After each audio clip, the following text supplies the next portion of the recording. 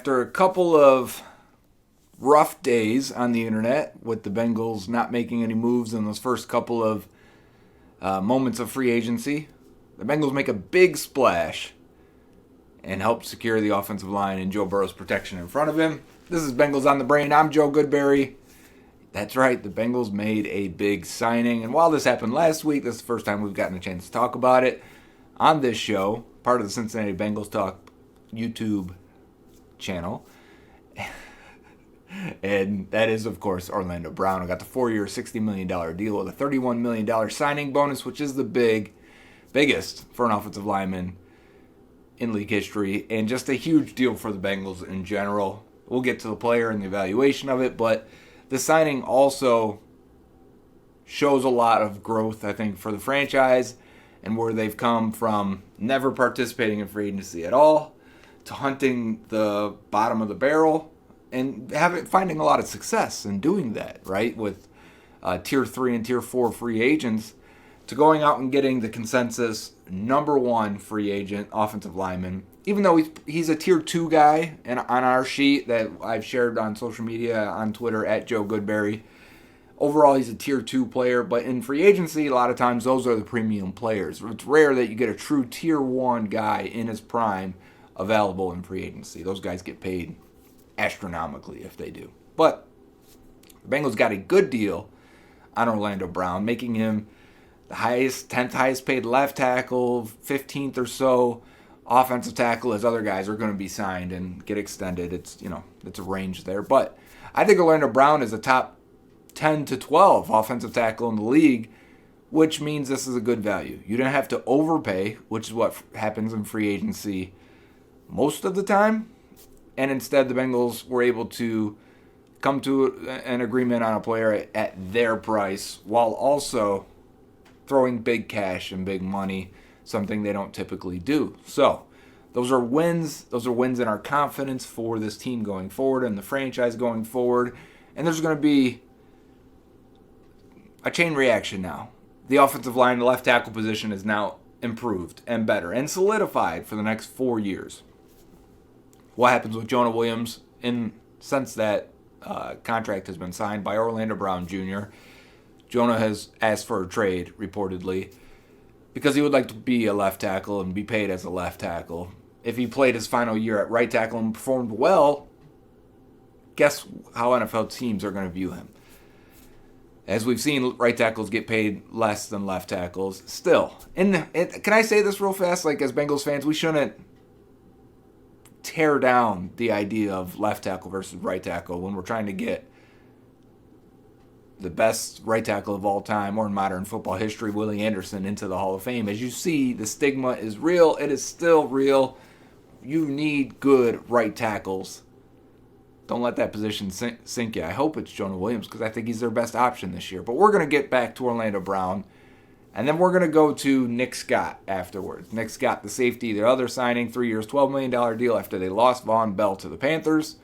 The Bengals pivoted, went to the next safety, a guy that wasn't on my radar. Honestly, I had to go back and watch Nick Scott. I haven't seen a lot of him previous to this signing. Oh, I when he came in for the visit, I went and watched then, and then watched more after the signing. But I think he's a great fit for a few reasons. So we're going to start first with Orlando Brown, then move to Nick Scott, and then talk about maybe a few other guys. They did bring in Cody Ford, but I'm saving him, and a few other guys that they could sign afterwards. So first up, Orlando Brown, the massive 6'8", 350-pounder, 85-inch wingspan, just mammoth human at left tackle from the Chiefs, formerly of the Ravens. Remember, he was traded for that first-round pick from the Ravens to the Chiefs a couple years ago and then played on the franchise tag this past year. What are they getting? They're getting a quality, extremely durable player. He's played almost every snap for the Ravens and Chiefs in his career. And then also you're getting, even if you're not getting the greatest athlete, right? Because I think we all want athletes on the offensive line, you're getting a size improvement. Because I talked about this before they even signed him going into free agency. I was asked, is Orlando Brown even that much better than Jonah Williams, enough to make it matter? Because if you remember, he was projected to get $20 to $22 million per year. He didn't get that. He got 16. But when we were looking at it at $20+ million per year, I had a lot of questions. Is he $8 million better than Jonah Williams? And it was hard to answer that. I wouldn't have said yes because, as you'll see, there is some things that the Bengals are going to have to manage with Brown. He's not a perfect player. He's not a top 5 left tackle. He's not an elite left tackle. But I do think the upgrade from Jonah to Brown is the size, and it really matters. It really will make you a fan of having bigger offensive linemen, stronger offensive linemen, because even when you lose, or if you can force a guy to play through you, it's so hard for pass rushers. It's such a massive advantage that, oh man, my hand missed, or my footwork wasn't perfect, or I mistimed something, but I'm so big that guys can't get through me. I mean, that has value, and I think Orlando Brown does that.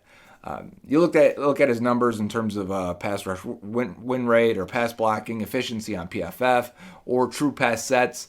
The true pass sets difference between Jonah and Orlando Brown aren't that big of a difference. What we're going to see in the film here is the 2 games that Orlando Brown played against the Bengals this past season, because I thought it would be interesting to watch, because we know who Trey Hendrickson is, we know who Joseph Asai is. We can see when he goes against those guys what our expectations for wins and losses are, what those opponents can do. So be mindful of that. You might catch yourself looking at Bengals players too often, and I kind of did that a few times even when reviewing this and dialoguing for the film. But remember, we're watching Orlando Brown. And the thing I wanted to show, there's some metrics that said he was helped the 4th least of all tackles. The Bengals did not help their tackles at all either. And I think there's also one more layer to it. I think the Chiefs help with other ways. And I think the Chiefs help when they have to. Or I want to explain this before we get to the film. If you have a tight end right on your side as a tackle, and he's protecting from the pass rusher going completely outside your shoulder, obviously that's a help, right? If he chips him, even if he doesn't, and forces the rusher to start even closer to you and try and give you go through you or go back inside because he can't go all the way around the arc, that helps a guy like Orlando Brown because he's so big, right? So you don't have to directly touch that edge rusher to already gain an advantage just by having a tighter split guy there. Also, when running backs run their routes for the Chiefs, they like to run them really tight to the left tackle if they're flaring out that way. And that causes the DN to kind of hesitate because he doesn't know if he's getting chipped or if that guy is just flaring out really quickly into the flats. And because of it, you see the pass rush, especially for the Bengals, almost hesitate and then, okay, I'm coming inside. Oh, I can still get around the arc because the guy's running to the flat. So instead of swinging, they run more flaring, which gets it closer to the offensive lineman and creates a little bit of confusion for the pass rusher, and Orlando Brown's able to sit on that. Otherwise, they gave him tons of help, especially in these matchups against Trey Hendrickson. I think Hendrickson gave Orlando Brown a lot of problems and a lot of issues because has the natural leverage under a guy that's 6'8", plus the speed and agility to get around the edge, and he's got some power to him. He's got an array of ways he can beat Orlando Brown. So that's why I thought these games would be interesting and a good barometer to really test and see what the Bengals are getting in their new big left tackle. This will be difficult, but we're watching the Chiefs, not the Bengals. Keep your eyes on the Chiefs left tackle, former Chiefs left tackle, Orlando Brown Jr., number 57. And the purple, every time I show this is when Hendrickson's running the arc, okay? So it means he's going upfield and trying to get around the outside shoulder, dipping around the arc and getting to the quarterback. That's the area where Orlando Brown struggles. So then we're going to see Hendrickson try to use power against him, right? And we're going to see if he can blow him backwards and into the quarterback. I think Brown was going to anchor there, but I did think that was worth noting. So again, we're going to run the arc once again. He gets out there. He's got to land his punch. And then Hendrickson's going to try to turn it into power. So speed to power as the running back tries to chip. So I think Hendrickson saw the chip coming and decided if I dip inside and convert the speed to power, I can get the advantage on Orlando Brown. So now we're going to see some tight end help and different things that the Chiefs do to help out Orlando Brown versus Hendrickson. So again, we get Hendrickson has to go inside. Orlando Brown has to anchor and sit down. Remember, he's 6'8", so he's going to lose the leverage battle very often. So again, we're bringing a tight end over. This is again Joseph Asai. Tight end's going to hit him, and Brown's going to ride Osai around the arc that time. No help here towards the goal line. It's Osai versus Orlando Brown. Brown's going to get the punch. 2 hands, keep him at bay. Reset, anchor, get his hands around the shoulders, and dip Osai at the end of the play as the Chiefs score. This is a draw run, so he wants Hendrickson to go upfield, and as the running back cuts inside, Hendrickson's actually going to go with him. And you got to flip your hips, get back in front, and wall off Hendrickson. Orlando Brown Jr. does a good job right there, showing him to be a little bit of an athlete. We've got tight end chip help again here. It's going to make it hard on Hendrickson. Hendrickson's going to finish it off, try to run that arc, and the ball is out just in time. Again, we got an arc here, and watch as Orlando Brown Jr. goes for that punch, gets a nice stab on him, keeps him at bay, and gets the playoff. We got running back chip on this side. We got a running back on this side, so Hendrickson's going to say, okay, I'm going to go with power, try and go back inside. That works to Orlando Brown's advantage. So I think the Chiefs want to give a lot of help on that side to force the smaller Hendrickson into Orlando Brown. So we had chip help there, but neither guy is actually going to do it. Hendrickson's going to run the arc and really get fully around and force the errant throw as he beats Orlando Brown Jr. So because of the running back chip help, we're going to see Hendrickson take the power and then turn it into an arc. So he's going to step inside and then try to beat him once he realizes the chip isn't coming. And Orlando Brown does a good job redirecting, staying with it, and locking him out. Again, another inside power. Hendrickson beats him inside at the arc and does a good job getting a hit on the quarterback there. We got a running back to the side again, so what's Hendrickson do? Again, because of the running back being on that side and the way they run their routes so tight, with the running backs flaring out right next to the tackle, it gives that D end some pause and hesitation a little bit to not always be able to just run that arc. And here you got a receiver who's going to chip Hendrickson. It allows Brown to get into position. Look at the hand fighting. Watch how they're grabbing each other's hands. Hendrickson does a good job with this. So does Orlando Brown. I watched both of them in different games. They will lock hands, look like they're dancing almost. And it's an interesting battle between the two. This is the final play of the Chiefs game versus the Bengals in Cincinnati. This is probably the worst rep I saw out of like 6 games watching Orlando Brown. I think he thinks he's got inside help here as they're picking up the blitz and trying to figure it out. McKinnon's going to take the linebacker. So Brown's like, all right, I've got outside because I've got inside. And then McKinnon just vacates it. Brown is slow to react, can't get his hands on him, kind of doesn't stick with the play or can't stick with the play, and Osai can, and he ends the game for the Chiefs. Moving on to the AFC Championship game, and we've got Hendrickson trying to run the arc again on a deep ball here. Running the arc is still the way to beat Brown. Either you can beat him with leverage, I think, back inside, or you run the arc because you're a better athlete than he is, and that's what he tries to do there. But again, the Chiefs are going to adjust, and they're going to give Chip help, and they're going to say, okay, we're not going to let you do that. We're going to bring running backs over to at least force Hendrickson to go back inside versus Orlando Brown, where you're 6'8", 350, you're going to be able to beat the guy, right? So how is he as a run blocker, obviously being a big body, being naturally strong the way he is? Against Hendrickson, it's an easy mismatch. Brown beats him pretty much every time in run blocking. But we got 2 potential chip guys over here. You see how Hendrickson actually stands up and changes his stance, and he's going to have to go back inside on him. Realizes there's no chip. I'm going to be able to go dance around the outside arc, and he's just such a better athlete than Orlando Brown that even with that inside step, you get Brown off balance, and he can get to the quarterback in a flash.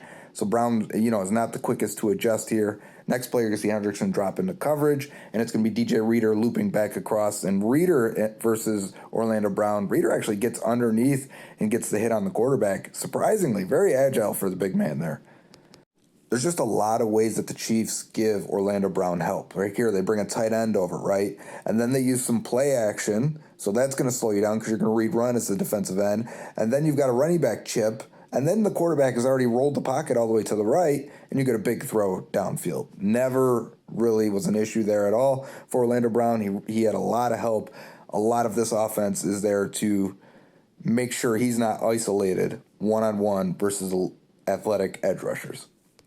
Like here, tight end goes in motion. Hendrickson's like, okay, I can run the arc. Here we go. And he's going to try and get all the way around. And Brown does a good job of beating him there, getting hands on him, and forcing. When you get to that apex where you got to cut inside, Brown was already there to beat him.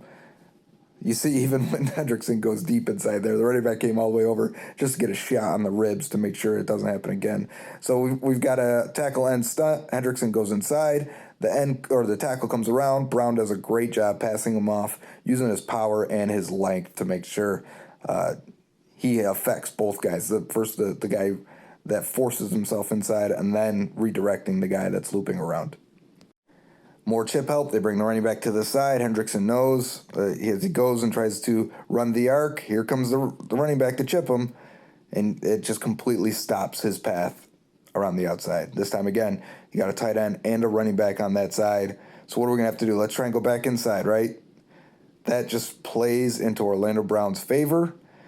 And I think Brown knows exactly what the offense is doing and what the pass rush is doing. And because of it, this is what I'm talking about, the angle that they even flare that guy out forces the pass rusher to take a tighter angle or go right into the lineman because they run these flare outs so tight to the line.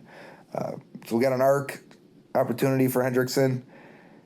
It's so hard to get through the apex there when Orlando Brown is so big and so long. It just takes so long to run that arc, even though he's the more athletic guy. A little bit of chip help, a little bit of hand fighting and dancing, just enough to get the play off for Mahomes. More running back chip help there on Joseph Ossai, just enough to help out Orlando Brown. Again, we got a tight end in motion. That tight end is going to stay, but then the running back. And we've got Trey Flowers that's going to run the arc, and Hendrickson that's going to dip inside and try and use some power on Orlando Brown. And he gets underneath him. Good leverage right there, even though the play is completed downfield. Moving on again, you're going to see there's Orlando Brown, and they're going to give tight end help again on Hendrickson's side. Hendrickson's like, all right, I can't run the arc, so let me go straight at Orlando Brown and try and use the power right into him. Let's see. Yeah, that, again, plays into the big man's hand. So then the Bengals sub in Joseph Ossai. They don't give any help. Ossai with a nice jab at step inside, swats the hands away, runs the arc, gets a hit on Mahomes, forces it incomplete. Ossai gave Orlando Brown some trouble in both games. I felt like just maybe it's because the Chiefs didn't respect him. So when he was in there instead of Hendrickson, they didn't give him as much help. Like here, even they're like, okay, Osai's in the game. Let's start giving him a little bit because he's the last 3 plays now. Osai's won the last 2. So now let's try and give some chip help, at least some. And Ossai still gets in there and gets pressure on the quarterback.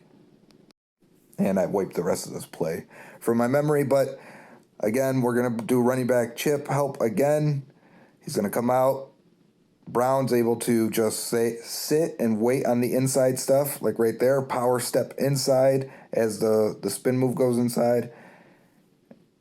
Brown knows what's coming based on the help around him, which makes it so much easier. If you know the guy's got to come inside, like look at this pocket, and Mahomes never steps up. That's one of the things we're going to talk about as well. The advantages and the disadvantages of playing with Mahomes and the Chiefs. So that's it. That's the you're getting an upgrade, right? You're getting a player that's improved, but the Bengals are going to have to do a little bit to help out Orlando Brown. If you can just have a guy lined up next to him or doing different things with your running back routes or more play action, because Bengals weren't a heavy play action team.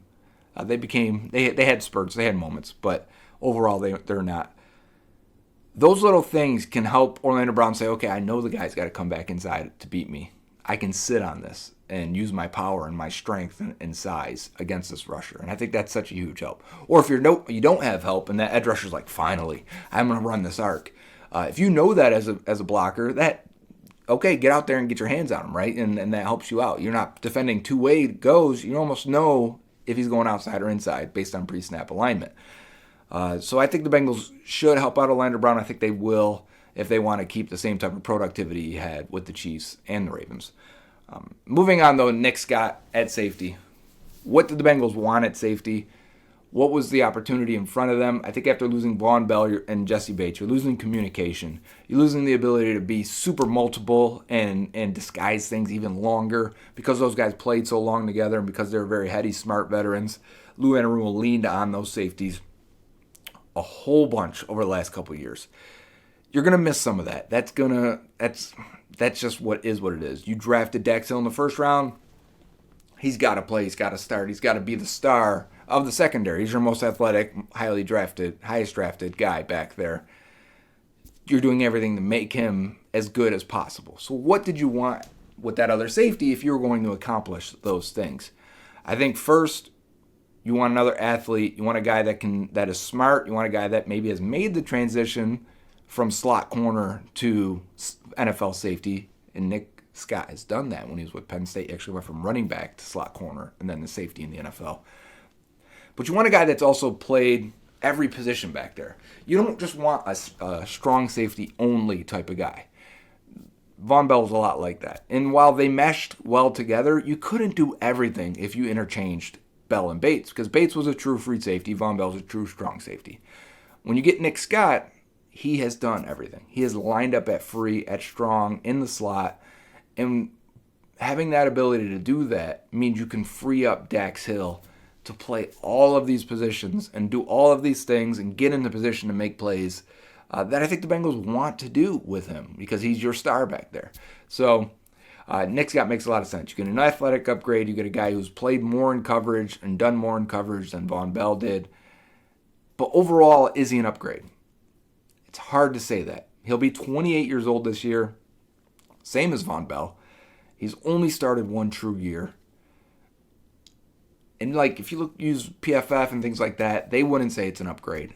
I think the ability to be faster, better in coverage potentially, and freeing up Dax was the idea. And I think I got a couple games here to show who Nick Scott is and what he provides to the Bengals. Number 33 up there with the orange circle is Nick Scott, Bengals' new starting safety. I'm assuming he's starting, but that's Nick Scott there. He's played a lot of free safety because the Rams do a lot of split coverages, a lot of cover 2, cover 4, but he was the guy that would come down into the box. He and Taylor Rapp were pretty much split 50-50. If they're running left or if they were heavy left, Rapp would come down. If it was to the right, Nick Scott would come down. This is from week 1, though. One of the first big plays of the year, you get Nick Scott and Jalen Ramsey. I think this is more on Ramsey based on his reaction, based on I remember some of the breakdowns afterwards, but you got a play action, sucks both guys up. Gabe Davis looking like he's blocking, and then he's going to release and go into the voided area. You never want to see miscommunications. You never want to see guys over-aggressive. Nick Scott's going into his age 28 season. He has only started 1 year full-time, and that was this last year. As in 2021, he was a third safety for them. He played a lot, 600-something snaps. But last year was really his first year. PFF, the last 2 years, give him a high 50s grade. But that could be largely due to inexperience. Versus the run, as you see there, as he's coming up and filling, he had a 77 grade last year. So that's pretty good. We will take that for sure. He was a former 7th-round pick, 90-something percentile athlete out of Penn State, listed at 5'11", 201. 1,800 snaps on defense in his career. He started off on special teams. You see the big hits. You see the run defense. He actually, because he did a lot of free safety stuff and he is a good athlete, I think there's a lot more potential in him still as a deep free safety, or at least a guy that can do split coverages with Dax Hill, which I think is what the Bengals want with this position and not just be stuck into a strong safety type. Last year he had 63 tackles in his career, missing 11% of his tackles, which is about average. You see the aggressiveness, and I think that's where it comes off on some of his misses. But I want to look at his red zone play here and talk about his inexperience sometimes in coverage. You've got middle of the field open. You've got outside shade with that nickel corner. I'm thinking with the linebacker going to the heavy side, the 3 receivers on the one side, Nick Scott's got to come down and fill inside hard and fast on this, and he kind of leaves his corner aired out a little bit. You can see by the reaction. PFF charted Nick Scott last year with allowing 30 receptions on just 38 targets. That's a 79% completion rate. He gave up 3 touchdowns in coverage they charged him with. He had 2 interceptions, 3 pass breakups for a 106.5 passer rating. All of that would be considered below average in coverage. Over his career, though, an 86.6 passer rating, which would be above average. So maybe last year was just an instance where, he just got beat for a touchdown and a couple of catches that can balloon those numbers pretty quickly because the sample size is pretty small for his career and for the 1 year. The one thing I think that Lou Anarumo really likes is that he's had 0 defensive penalties in his career. So he's a versatile player. He's an athletic player. You see him, this is a late game. It's a blowout, and he forces this fumble. So he's still going in this game. I think that's a big thing. He had 232 box safety snaps. He had 635 free safety snaps, and he had 111 safety snaps in the slot. So he has done everything. Especially the Rams defense, they had these guys doing everything from being the single high safety to being a split safety to rotating coverages pre and post snap, being aggressive against the run, very aggressive against the run. The Rams had a lot of miscommunications, I felt like, last year, but overall, I was told he's a smart player, quarterback of the secondary, meaning he's making the calls and checks and everything like that. You see right here as the play action's coming, he's got to get around that first blocker, stay with man coverage of that tight end, and then force the quarterback out of bounds. He does all of that easily, routinely showing off his athleticism and intelligence. And of course, we get to show him being a bit of a heat-seeking missile here, hitting Connor right in the chest, right up the middle. So he's the deep free safety here. So he's gonna step back and then see it's the run right up the middle, step in, fill in, and lay that shoulder right into the running back's chest. That's exactly what you're looking for. He's got to pick up DeAndre Hopkins here on the corner route, and he does a great job sticking with him, forcing the quarterback to have no options. You get a good interception. I couldn't bring up the tape, it wouldn't load, but against the Bucks from the playoff game in 2021 where he has a great interception on a very similar play, so I wanted to make sure I got that one in there. This is a 3rd and 15, I want to say, and Hopkins hooks up underneath. He's got to make this tackle. There's other guys there, but you see how quickly he closes versus the linebacker and Jalen Ramsey. Little bit of a man coverage opportunity with the tight end. Easily, never threatened. The ball goes the other direction, but I think, you see when a guy can easily orbit around the receiver or whoever he's covering, you can tell he's a much better athlete, and he's never really stressing about that assignment. You get a corner, misses a tackle, you got to go up and make a play, make a tackle. We see this a couple times here in the last few plays where he looks more athletic, looks more physical, getting off blocks, laying hits. Guys are affected when he hits them. Those are the 2 big signings so far. Orlando Brown Jr., Nick Scott. You got 2 new starters, 1 on defense, 1 on the offensive line. They've also brought in Cody Ford, former 2nd-round pick of the Buffalo Bills. I accidentally deleted all my footage there, so we're going to have to save him for now. But I can tell you right now, just what I remember of Cody Ford and what the 4 games I watched, it's not good. So I'm just gonna leave it as that and hope this is something where they see the upside, or maybe we just kick the tires. We haven't gotten the contract details either yet, so it's kind of hard to gauge. Like if they gave him a 3-year, $12 million deal like a Nick Scott, woo, that's scary. Not that Nick Scott's deal is scary, just I don't want that for Cody Ford. But if it's a 1-year, $1.5 million deal, then fine. That's fine. So I'm kind of holding some of my expectations based on the contract numbers. So we'll see that next week. I'll go over Cody Ford next week. We got time on that. And hopefully we can pair him with some of the guys they brought in for visits. Maybe someone like Foster Moreau at tight end. Because I still think the Bengals should get a tight end in the room to free up their draft positioning. I still think they'll draft a tight end. I still think they'll draft a running back. They may even draft a safety and an offensive tackle. But you sign these guys so that you don't have to do it. And I think that's the idea of the first week of free agency. Find some bargains, fill your roster out. The draft is what's important. Let's get to the draft without needing a starter at tight end. If you end up striking out at tight end throughout free agency, well, guess what pick 28 is going to be? And I don't think that's the best way the Bengals have drafted in the past, so I'd like to avoid that. That's all we got for this week's show of Bengals on the Brain. Again, I am Joe Goodberry. I post a lot more clips of these guys on my Twitter account, at Joe Goodberry. Some things that maybe didn't fit or didn't go with the narrative that I was looking for, the story I was looking for in the games. And then, again, I watch other games too, and I'll post those clips as well. So make sure you follow that and click the like and subscribe for the channel so that you can get hit with all the information and all the updates that James Rapine and his crew are doing on this great Bengals channel where we got you covered every day. on every topic. Until next time.